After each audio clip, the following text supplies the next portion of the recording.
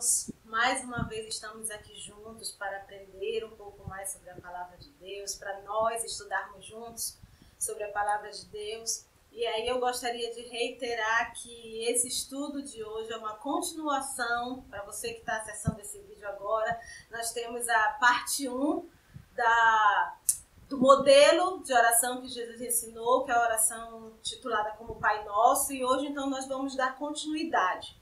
E aí eu gostaria que você abrisse então sua Bíblia, nós vamos começar lendo novamente o texto que está lá em Mateus 6, de 5 a 15. E então abra sua Bíblia em Mateus 6 e nós vamos ler o texto que está narrado e cujo título é A Oração. E quando vocês orarem, não sejam como os hipócritas. Eles gostam de ficar orando em pé nas sinagogas e nas esquinas, a fim de serem vistos pelos outros. Eu lhes asseguro que eles já receberam sua plena recompensa. Mas quando você orar, vá para o seu quarto, feche a porta e ore ao Pai que está em secreto. Então seu Pai, que vê em secreto, o recompensará. E quando orarem, não fiquem sempre repetindo a mesma coisa, como fazem os pagãos. Eles pensam que por muito falarem serão ouvidos. Não sejam iguais a eles, porque o seu Pai sabe do que vocês precisam antes mesmo de o pedirem. Vocês orem assim: Pai nosso que estás nos céus, santificado seja o teu nome. Venha o teu reino, seja feita a tua vontade, assim na terra como no céu. Dá-nos hoje o nosso pão de cada dia. Perdoa as nossas dívidas, assim como nós perdoamos aos nossos devedores. E não nos deixes cair em tentação, mas livra-nos do mal, porque teu é o reino, o poder e a glória para sempre. Amém. Pois se perdoarem as ofensas uns dos outros, o Pai Celestial também lhes perdoará. Mas se não perdoarem uns aos outros, o Pai Celestial não lhes perdoará as ofensas. Esse texto ele faz parte do que nós conhecemos como Sermão do Monte. E Jesus então foi ao monte, a Bíblia não cita especificadamente que monte ele foi, mas ele estava com os discípulos e a ideia era instruir os discípulos, porém tinha uma multidão. E aí eu entendo que o foco de Jesus no Sermão do Monte não era só para os discípulos, e sim que toda a multidão também aprendessem essas lições. E o Sermão do Monte, nós sabemos que ele começa com as bem-aventuranças e vai citando textos que falam do homem. Depois ele vai colocando como alguns ensinamentos da relação do homem com o próximo. E depois ele fala de uma relação nossa com Deus. E aí é que entra esse processo da oração e do jejum, e depois ele vai falar do reino dos céus. A oração do Pai Nosso, ela é precedida por duas orientações. Primeiro, sobre o que ele chama de hipócritas, as pessoas que fazem algum tipo de serviço ou até mesmo as suas orações para aparentar para os outros homens e não como sendo uma relação de intimidade com Deus. E também em relação das vãs repetições, que aí nós sabemos que os pagãos, eles têm a sua forma de ver Deus, de interpretar quem é Deus, e muitas vezes eles acham que por muito repetir, aquele Deus que eles entendem como sendo Deus, ele vai responder. E aí vem então a orientação que Jesus diz para que não se use de vãs repetições. E depois ele ensina então pelo que orar. E quando ele começa falando o modelo que nós temos de oração, que nós chamamos de oração do Pai Nosso, ele fala primeiro sobre 3 pedidos que têm a ver com o reino de Deus e os outros 3 que têm a ver conosco. A primeira parte ele fala a respeito da santidade do nome de Deus, depois do reino e da vontade de Deus. Então são 3 situações, 3 momentos onde ele cita a respeito do Pai, a respeito do reino. E depois, então, ele entra em mais 3 petições, que é sobre o pão, o perdão e a proteção. Já falando de nós, sobre a nossa vida. E ele termina com uma condição. a maneira como nós tratamos as pessoas, a maneira como nós perdoamos, vai determinar então a eficiência da nossa oração. Vai determinar se Deus vai nos perdoar ou não. Isso é uma condição que é colocada por Jesus e nós já vimos em estudos anteriores, que nós precisamos despertar então esse desejo de estar orando sem cessar, de estar orando continuamente. Que não é o fato de você ter um momento específico ou um evento específico no dia que você vai parar para orar. Isso é importante, nós já vimos também, mas existem as orações que nós chamamos de orações súbitas, que fazem parte do dia a dia, do cotidiano do crente, devem continuar fazendo parte, que mostra que em todas as coisas você está colocando Deus, você está ali aperfeiçoando esse relacionamento com o Senhor. E aqui também nessa oração a gente entende que Deus vê o secreto do nosso coração.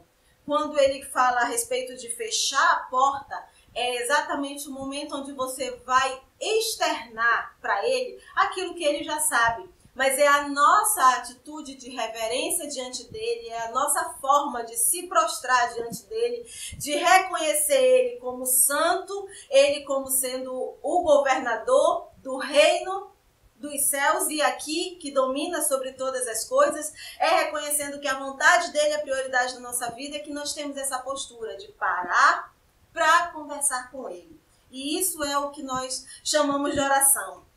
E aí essa oração do Pai Nosso, ela nos ensina algumas dimensões pelas quais precisamos orar. No estudo anterior nós já vimos 3 dessas dimensões. A primeira é sobre recuperar a dimensão da paternidade de Deus e honrar o seu nome. Então é você reconhecer Deus como seu Pai, você prestar obediência a esse Pai e honrar o seu nome. Como é que nós honramos o nome de Deus? Quando nós aqui fazemos a sua vontade, quando nós estabelecemos os princípios bíblicos como sendo os nossos princípios de vida, e nisso a gente vai estar honrando e santificando o nome do Senhor.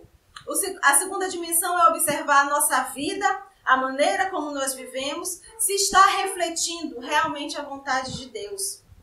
E aí é a ênfase para que nós possamos fazer o reino de Deus conhecido por nosso intermédio. É a minha e a sua atitude que vai fazer o reino de Deus conhecido a outras pessoas. Vai fazer com que as outras pessoas queiram fazer parte desse reino. E a terceira dimensão é confiar em Deus para suprir a nossa vida. E aí na oração ele fala a respeito do pão nosso de cada dia, diariamente. É nós sabermos que a cada dia o Senhor está cuidando de nós. É a gente tentar trabalhar as ansiedades da nossa vida para que nós possamos confiar, realmente se deleitar nele, sabendo que ele é provedor de todas as coisas. Nós precisamos fazer a nossa parte, as nossas ações e as nossas atitudes precisam refletir a glória dele, mas confiando que ele tem o controle de tudo. E aí, nesse estudo de hoje, então, nós vamos dar a ênfase para os 2 últimos versículos do Pai Nosso, que são os versículos 12 e 13, onde diz: perdoa as nossas dívidas, assim como nós perdoamos aos nossos devedores, e não nos deixes cair em tentação, mas livra-nos do mal, porque teu é o reino, o poder e a glória para sempre. Amém. Então, nós já enfatizamos a respeito da santidade, do reino e da vontade de Deus, e hoje nós vamos falar um pouco a respeito desse pão, perdão e proteção, enfatizando mais o perdão e a proteção, que é como Jesus nos ensina a pedirmos ao nosso Pai. Eu queria que nós pensássemos um pouquinho a respeito de uma reflexão, que na verdade é um diálogo, uma interpretação que eu vou fazer agora, que foi publicado no blog Atitude de Aprendiz. É um diálogo de um cristão conversando com Deus. E reflete um pouco a respeito de como tem sido, muitas vezes, a nossa oração ou como tem sido a nossa vida atualmente. Então, começa assim. Pai nosso, perdoai as nossas ofensas, assim como nós perdoamos a quem nos tem ofendido. E o seu irmão desprezado? Olha, Senhor, ele já me criticou tantas vezes e não era verdade o que ele dizia. Agora não dá mais para perdoar, eu preciso me vingar. Mas e a sua oração? O que quer dizer a sua oração? Acho que eu iria me sentir melhor se eu me vingasse. Não vai não. Vai se sentir pior. A vingança não é tão doce quanto parece. Pense na tristeza que me causaria. Pense na sua tristeza também. Eu posso mudar tudo para você. Basta você querer. Pode mudar? Como? Perdoe seu irmão. Eu perdoarei você e lhe aliviarei. Mas, Senhor, eu não tenho condições de perdoá-lo. Então não me peça perdão. Eu não posso perdoá-lo também. Mais uma vez o Senhor está certo. Ainda não terminamos a oração. Prossiga. E não nos deixes cair em tentação, mas livrai-nos do mal. Ótimo. Mas vou fazer justamente isso. Não se ponha em situação onde possa ser tentado. E o que o Senhor quer dizer com isso? Deixe de andar na companhia de pessoas que o levam a participar de coisas sujas, intrigas, fofocas. Abandone a maldade, o ódio. Isso tudo vai levá-lo para o caminho errado. Não use tudo isso como saída de emergência. Eu não estou entendendo. Claro que entende. Você já fez isso comigo várias vezes. Entra no erro, depois corre para me pedir socorro. Poxa vida, como eu estou envergonhada. Você me pede ajuda, mas logo em seguida volta a errar de novo. Para mais uma vez vir fazer negócios comigo. Eu estou com muita vergonha. Perdoe-me, Senhor. Claro que perdoo. Sempre perdoo a quem está disposto a perdoar também. Mas não se esqueça, quando me chamar, lembre-se de nossa conversa. Medite em cada palavra que fala. Termine a sua oração. Amém. Vamos então agora pensar nessa segunda parte da oração que Jesus nos ensinou como modelo e refletirmos um pouco a respeito dessas outras 3 dimensões que nós trouxemos aqui para estudar juntos. Primeiro, só relembrando, reiterando que os 3 primeiros pedidos têm a ver com Deus, sobre pensar em Deus, nas coisas de Deus, na sua santidade. E de uma certa maneira eu posso até interpretar que Jesus queria mostrar primeiro o reino de Deus, em primeiro lugar a prioridade da nossa vida ser Deus, para que a gente evite o egoísmo, evite o eu, para que a gente coloque o eu de lado. Então, primeiro o reino de Deus e depois vem as nossas necessidades. Depois vem aquilo que nós precisamos no nosso dia a dia, para os nossos relacionamentos e também para fortalecer o nosso relacionamento com o Senhor. Mas a oração do Pai Nosso, ela primeiro enfatiza a santidade de Deus, o reino e a vontade de Deus. E aí depois, então, as necessidades do homem como sendo o pão, o alimento, a nutrição, o suprimento, aquilo que é necessário para a nossa sobrevivência física, e o perdão, que é o nutriente, que é o que é necessário para a nossa sobrevivência espiritual, para a nossa vida espiritual. E por último, a proteção, que nós estamos sujeitos aí a tantas coisas. Então, nós vamos trabalhar com mais 3 dimensões. A dimensão número 4, ela fala o seguinte: lidar com a confissão. E aí, consequentemente, também com o perdão. É na parte do texto que fala, perdoa as nossas dívidas. Eu queria então que nós abríssemos a nossa Bíblia em Lucas 18, de 10 a 14. Lucas 18, 10 a 14, nós vamos ler esse texto, que é a parábola do fariseu e do publicano. E Jesus então ensina por parábola da seguinte maneira: 2 homens subiram ao templo para orar, um era fariseu e o outro publicano. O fariseu em pé orava no íntimo: Deus, Eu te agradeço, porque não sou como os outros homens, ladrões, corruptos, adúlteros, nem mesmo como este publicano. Jejuo 2 vezes por semana, dou o dízimo de tudo quanto ganho. Mas o publicano ficou à distância e ele nem ousava olhar para o céu. Batendo no peito dizia: Deus, tem misericórdia de mim, que sou pecador. Eis que lhe digo que este homem, e não o outro, foi para casa justificado diante de Deus. Pois quem se exalta será humilhado, e quem se humilha será exaltado.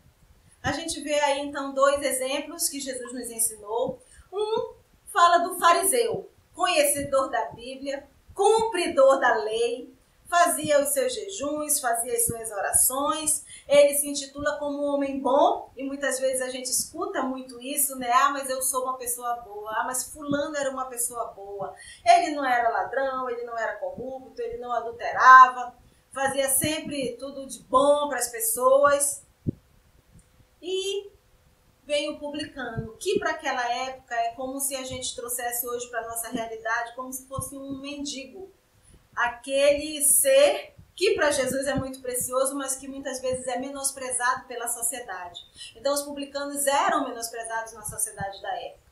E aí o fariseu ainda olha e diz: eu sou melhor do que esse publicano, conhecedor da lei. E o publicano vai, então, não tem nem coragem de olhar em direção aos céus por reconhecer que ele é um pecador. E aí o que ele clama? Senhor, tem misericórdia de mim. Ele reconhece que é um pecador. E aí a gente vê, então, essa diferença da pessoa, por mais religiosa que seja, se não tiver um coração de humildade, se não tiver um coração de dependência a Deus, ou se não confessar os pecados, não vai ter a exaltação que a gente quer no reino espiritual. O nosso foco, o nosso objetivo não é a exaltação de homens. Foi exatamente o que Jesus criticou logo no início, antes de ele ensinar o modelo do Pai Nosso. Não fazer para homens. Você não pense que receber aplausos de homens, nós enquanto seres humanos, sim, é bom,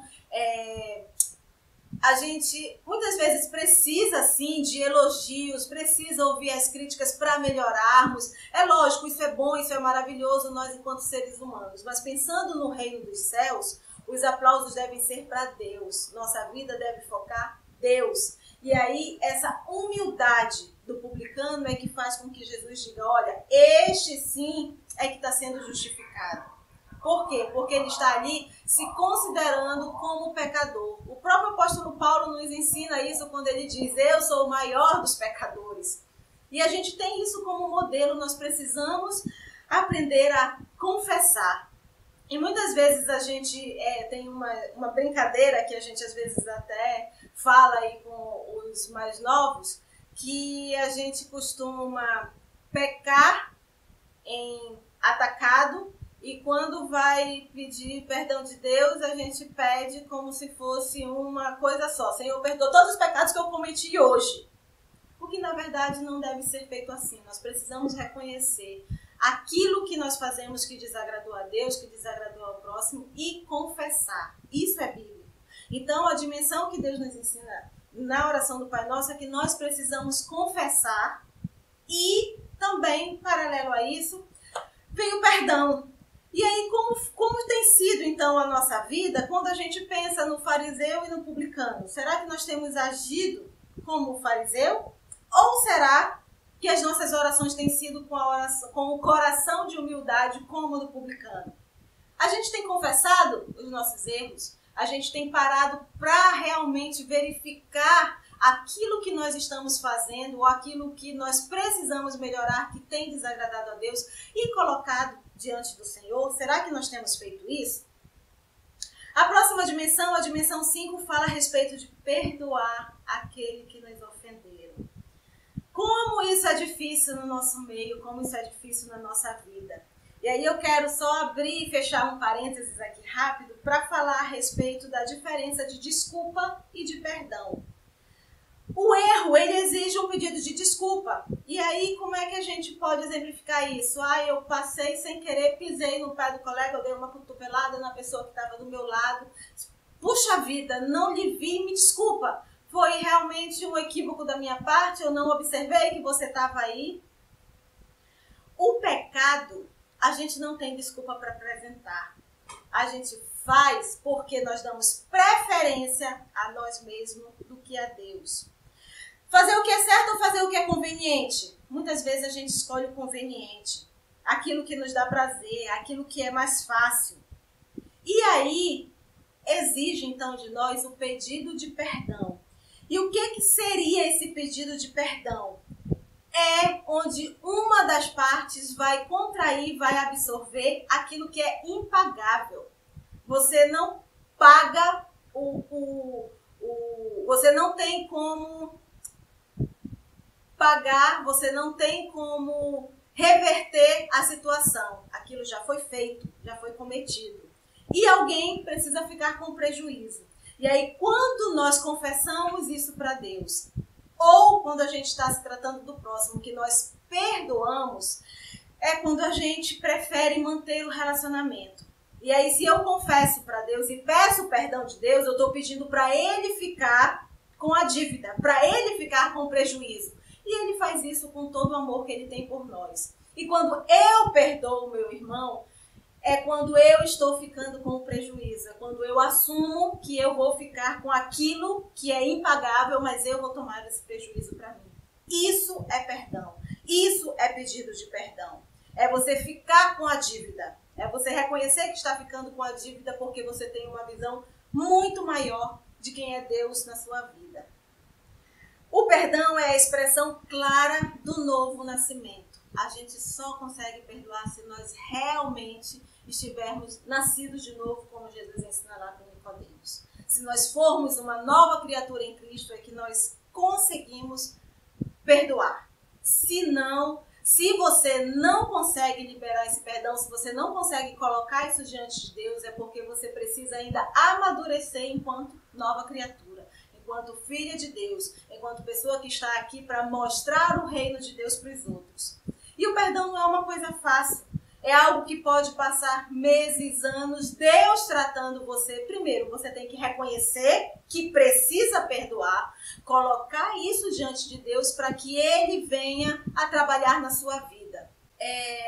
Ele vai fazendo isso num processo, muitas vezes colocando circunstâncias, muitas vezes colocando outras pessoas para lhe darem uma palavra. Muitas vezes a própria palavra de Deus vai nos ensinando e vai sendo, então, construir nesse processo de cura, nesse processo de libertação.